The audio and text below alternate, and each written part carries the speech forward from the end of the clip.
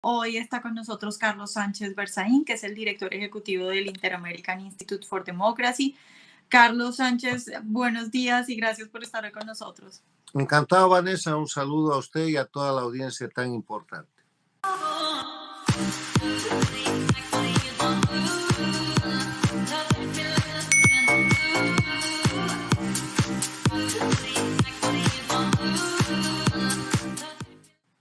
Bueno, empiezo preguntándole por esta noticia o ya la confirmación, porque ya la Secretaría de Prensa dijo que sí es cierto. ¿Cuál es su opinión de que una delegación del gobierno americano haya viajado a Caracas a hablar sobre supuesto relajamiento de las sanciones? Mire, siendo este un tema de política interna de los Estados Unidos que afecta a la política exterior, yo me guiaría por la declaración del senador oficialista, que es del Partido Demócrata, Robert Menéndez. Bob Menéndez ha hecho una declaración muy clara sobre el particular, diciendo que Estados Unidos no puede hacer nada para llenar los bolsillos de un gobierno corrupto, violador de derechos humanos y operador del narcotráfico como es el régimen dictatorial de Nicolás Maduro. Bob Menéndez es el presidente del Comité de Asuntos Internacionales del Senado de los Estados Unidos. Entonces yo creo que esa es la declaración oficial más importante respecto a esta situación que se ha planteado desde el Poder Ejecutivo del gobierno norteamericano, que por el sistema de frenos y contrapesos, por el ejercicio de la democracia, por lo que son los check and balances en Estados Unidos, ya hemos visto la opinión de Bob Menéndez, que además está respaldada por la opinión de senadores y de representantes demócratas y republicanos, en el sentido de resguardar los principios y valores de esta gran nación, que son la libertad, la democracia, el respeto a los derechos humanos, la propiedad privada y todos aquellos factores que hacen a la pervivencia y a la fortaleza de los Estados Unidos. Y la información que existe es que Venezuela, la dictadura venezolana, ha destrozado la capacidad productiva petrolera venezolana y que lo que necesita Estados Unidos es algo que la Venezuela dictatorial no le puede dar de inmediato y no le puede dar en el corto plazo. O sea que encima de todo lo que ya ha expresado el senador Menéndez, estamos hablando de un blef. No hay cómo Venezuela le ofrezca la cantidad de petróleo que dice que podría necesitar Estados Unidos, que además es objeto de otra cuestión de política interna en los Estados Unidos, porque Estados Unidos es técnicamente un país autoabastecido. Lo único que tiene que hacer es ajustar sus decisiones internas para poder tomar o no tomar el petróleo y el gas que produce en Alaska, o para poder o no soltar las reservas estratégicas que tiene. O sea, el tema este venezolano es muy curioso, es muy raro, porque ninguno de los argumentos que se han esgrimido por los opinadores a favor del hecho tienen validez ni jurídica, ni científica, ni legal, porque hay que agregar a eso que Nicolás Maduro, para los Estados Unidos oficialmente, es el jefe del cartel de los soles, que está procesado por tribunales federales en Nueva York y en la Florida, y que el Departamento de Justicia de los Estados Unidos ha establecido una recompensa de $15 millones por su captura. Entonces, todo eso genera un ambiente muy enrarecido en el cual yo prefiero mantenerme en la opinión de los Estados Unidos como un valor democrático y la opinión del senador presidente del Comité de Asuntos Internacionales. Sí, ¿por qué cree usted que el gobierno no apunta hacia precisamente eso, poder Estados Unidos producir más en vez de estar buscando aliados como Maduro? O incluso se habla, por ejemplo, Axios habla de que posiblemente podría haber una reunión en Arabia Saudí, lo cual uno no sabe qué es peor, ¿no? Si lo uno o lo otro. ¿Por qué cree que toman esa decisión? Mire, todo esto del petróleo tiene que ver con una cantidad de negocios muy grandes, y los negocios muy grandes traen consigo lobbies muy grandes, y esas son presiones que en determinado momento pueden usar inclusive la opinión pública, determinados sectores de prensa y obviamente determinados sectores del poder político para imponer su opinión. Los intereses económicos son demasiado grandes y la guerra de invasión de Rusia a Ucrania plantea una ventana de oportunidad por la crisis mundial que se está generando para que lobistas y promotores de las ideas más raras puedan presentar escenarios de posibles soluciones que en verdad resulta que no son soluciones. Yo espero que prime la cordura y sobre el particular yo quisiera repetir una frase de Winston Churchill. Churchill, cuando Estados Unidos todavía no había entrado a la Segunda Guerra Mundial, venía a los Estados Unidos urgido para pedir ayuda económica, para pedir armas y para pedir que Estados Unidos participe en la guerra. Y un día vino y no consiguió nada, se fue con las manos vacías. Y antes de irse, la prensa lo abordó y le dijo, mire, usted ha venido a pedir todo esto a Estados Unidos y no le han dado nada. ¿Qué opina del pueblo de los Estados Unidos y de los Estados Unidos? Y Churchill respondió, el pueblo americano es una gran nación y los Estados Unidos son un gran país, que siempre hacen lo que deben después de haber intentado todo lo demás.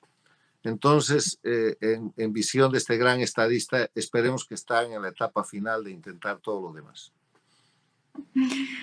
Ojalá sea así.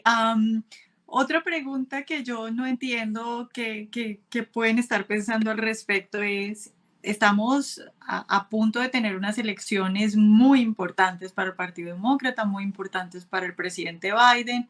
El golpe que estas consideraciones y negociaciones puede estar teniendo en el voto hispano es muy importante. ¿Cómo cree usted que lo puede afectar y por qué parece que no les importara? Mira, eso es política interna, eso lo tienen que ver los estrategas de cada partido. Lo peor que podemos hacer quienes estamos interesados en recuperar la libertad y la democracia en las Américas, en cesar y terminar con las dictaduras narcoestados terroristas de Cuba, Venezuela, Bolivia y Nicaragua, es tratar de participar de la política interna de los Estados Unidos. Lo que nosotros tenemos que estar interesados es que independientemente del partido político que esté en el poder en Estados Unidos, demócrata o republicano, Estados Unidos respete sus principios y valores que lo hacen la primera democracia del mundo, la primera potencia del mundo y el baluarte más importante de la defensa de la libertad y los derechos humanos. Entonces, tratar de opinar sobre política interna desde la posición de quienes estamos interesados en liberar de las dictaduras que ejercen terrorismo de Estado en América Latina, en mi criterio es un error. Bueno, pero creo yo que muchos venezolanos, está de acuerdo conmigo en que muchos venezolanos deben estar ofendidos con esto, ¿no? Seguramente, y hay muchos venezolanos que ya son ciudadanos americanos, pero esa evaluación la tienen que hacer los políticos norteamericanos, porque lo peor que nos puede pasar como defensores de la libertad y democracia en América Latina, como gente que queremos recuperar en base al análisis racional y a principios y valores, la libertad y la democracia para los pueblos de Cuba, de Venezuela, de Bolivia y de Nicaragua, y frenar el avance de lo que son estas dictaduras. Lo peor que nos puede pasar es meternos en el debate interno, porque en ese caso empezamos a formar, a integrar una parcialidad en vez de pedirle a Estados Unidos como nación y como poder la defensa de los principios y valores, que es lo que nos interesa. Ok, voy a cambiar un poco de tema porque también tenemos a una Latinoamérica con muchos problemas. Por ejemplo, ahora voy a partir por Colombia porque ha salido hace poco una encuesta diciendo que Gustavo Petro ganaría en Colombia bajo cualquier escenario, primera vuelta, segunda vuelta, el que sea que se le ponga. ¿Qué piensa usted de lo que está pasando en Colombia y también un poco su mensaje a los colombianos? Mira, en Colombia están repitiendo la metodología castrochavista. ¿Qué es el castrochavismo? El castrochavismo es el castrismo que se regenera con el dinero que le lleva a Chávez, con la apropiación que hacen del petróleo y de toda la riqueza venezolana. Y el siglo XXI está lamentablemente marcado por el castrochavismo, que con etiqueta de socialismo del siglo XXI, movimiento populista bolivariano o movimiento ALBA o el nombre que se quieran poner, tratan de presentar como si fuera una cuestión política un hecho de agresión y de expansión dictatorial. Entonces, están tratando de que pase en Colombia lo que han hecho pasar en Bolivia el año 2006, el año 2003, el año 2019 y 20. Están tratando de que pase en Colombia lo que hicieron con el acceso al poder de Correa en el Ecuador. Están tratando de que pase en Colombia lo que hicieron con el Perú para que Castillo llegue al poder, que ganó la primera vuelta electoral con un equivalente al 13% neto del apoyo popular. O inclusive lo que pasó con Boric en Chile, donde en la primera vuelta tuvo cerca del 25% del voto popular neto. La experticia del castrochavismo consiste en construir mayorías absolutas a partir de minorías relativas. Y para eso utiliza tres técnicas concurrentes. La primera es la de dividir a los factores de poder político y a los liderazgos que representan la mayoría. La segunda es la de asustar al país, mostrando que si no llega su candidato, ese país pudiera explotar. Y la tercera es un sistema de propaganda muy bien lubricado, sostenido interna e internacionalmente para promover figuras que en otras condiciones deberían estar bajo procesos o investigaciones penales. Ese es el caso que está pasando exactamente en Colombia. Promueven al candidato Petro por enésima vez, porque no es la primera vez que va a ser candidato. Está demostrado que Petro no tiene un apoyo mayor al 25%. O sea, el 75% de los colombianos no quieren a Petro, pero el liderazgo político colombiano se encarga de que ese 75% esté dividido en 20 candidaturas. Entonces, es posible que el que tiene el 25% sea una amplia mayoría. Y están vendiendo la historia de que puede ganar en primera vuelta simplemente para mostrar su favorabilidad. Yo he escrito un ensayo, una columna sobre el particular, diciendo que no es posible que con la experiencia de Bolivia, del Perú, de la propia Argentina, de Chile, y con la experiencia positiva del Ecuador, que ha podido salir del castrochavismo, Colombia, el liderazgo colombiano, la política colombiana, pueda ir a un escenario en el cual el sectarismo le ceda el poder al castrochavismo. Esto se trata de que los colombianos no quieren al castrochavismo, no quieren a Petro, pero el sistema de liderazgo político con la multiplicidad de candidaturas sectarias está generando el escenario para que esa minoría pueda presentarse como mayoría. Y eso es muy peligroso. Y entonces su llamado sería a los políticos a que hagan una especie de coalición. Siempre en un sistema presidencialista el proyecto es la unidad. Si el sistema fuera parlamentarista está bien, porque en base a los votos que obtengan armarían gobierno del Parlamento. Pero Colombia, como todos los países de América Latina, son sistemas presidencialistas. Entonces vas a buscar en la primera vuelta quiénes son los más votados y en la segunda vuelta la minoría castrochavista se encarga de continuar la división y de incorporar factores para poder ganar esa segunda vuelta. Yo no creo que Petro gane una segunda vuelta, pero lo que creo es que esta primera vuelta tan dura entre tantos candidatos genera demasiadas heridas y demasiados daños que terminan lastimando desde lo personal hasta lo democrático, perjudicando la voluntad de un pueblo como el pueblo colombiano, que si algo está diciendo con claridad hoy día es que no quiere a Petro. No puede tener un presidente con el 25% de apoyo, pero como el 75% restante está dividido en 20 fracciones, creo que el siguiente candidato tiene 11, 12 o 14%, no sé si ha subido, y es imposible que suba más porque tiene 18, 19 competidores jalándolo. Entonces, esto es un poco la historia de la rana hervida, ¿no? Todos están en la olla caliente y el que trata de salir de la olla, todos los demás lo jalan para abajo, mientras el candidato no deseado está mirando desde afuera. Sí, bueno, para terminar, voy a hacer una pregunta que tal vez se une un poco con lo que empezamos y con el tema que hemos estado discutiendo sobre la administración Biden y sus acercamientos con la tiranía de Maduro.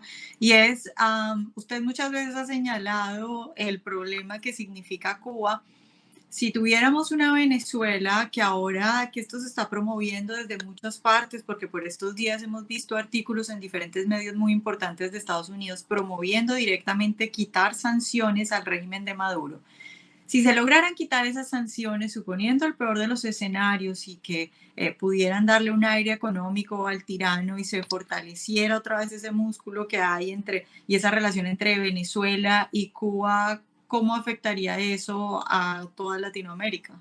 Mire, todo lo que hagan por Venezuela es para Cuba. Cuba es la dueña de Venezuela. Venezuela es una colonia cubana. La manera indirecta que los amigos de Cuba han descubierto para beneficiarla, sin modificar la política exterior americana respecto a Cuba, es el diálogo con Venezuela. O sea, todo lo que tú le des a Venezuela se lo estás dando a Cuba. Y ya ha sucedido, porque a partir del diálogo de México le han liberado a Venezuela, por ejemplo, la importación de petróleo. Y ese petróleo es bombeado directamente a Cuba. O sea, cuando estamos hablando de Venezuela, la Venezuela del dictador Maduro, estamos hablando de la principal colonia, la principal plataforma, el hub del narcotráfico, el centro del terrorismo y el escenario desde el cual se conspira militarmente contra Colombia y otros países, contra las democracias de la región.